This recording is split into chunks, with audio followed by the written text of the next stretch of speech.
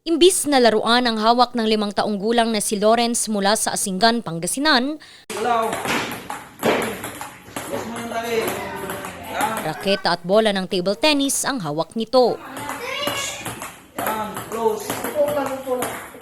Sa kanya kasing murang edad, ito ang kanyang kinahiligan. Kung bata pa siya, mga 2 years old, may mga kasi trainer ako ng table tennis. Coach trainer ako ng table tennis dito sa Pangasinan. So, sa bahay namin, marami namang mga nakakalat na mga bola, saka racket. So, doon ko napansin na yun lang ang nilalaro niya na naglalaro siya ng mga bola at saka racket sa bahay namin. Madalas din siyang sumama sa kanyang ama tuwing ito ay nagtuturo ng table tennis. Dahil dito, maging siya ay sinanay na rin ng ama. Sa tuloy-tuloy na pag-iensayo, si Lawrence isinabak na sa iba't ibang mga patimpalak.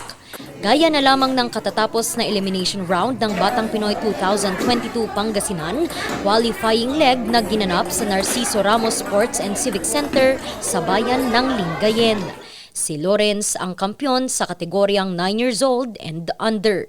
Sa totoo lang, hindi namin inaasahan yun. So, ang kwan lang namin sana sa kanya, kwan lang, parang exposure lang. Masali lang siya. Pag manalo o matalo, walang problema. Kaya lang, nung siya yung nag-champion, kaya doon namin masaya, ang saya-saya namin. At sa murang edad niya ay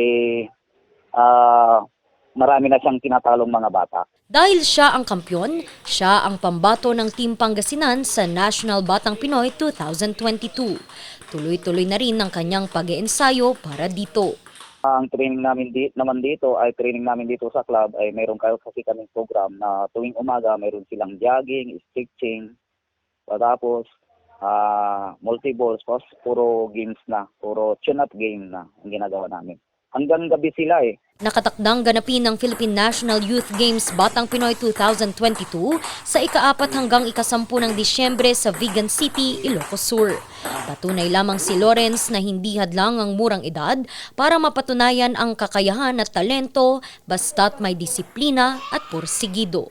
Randy Guzman para sa Luzon Headlines.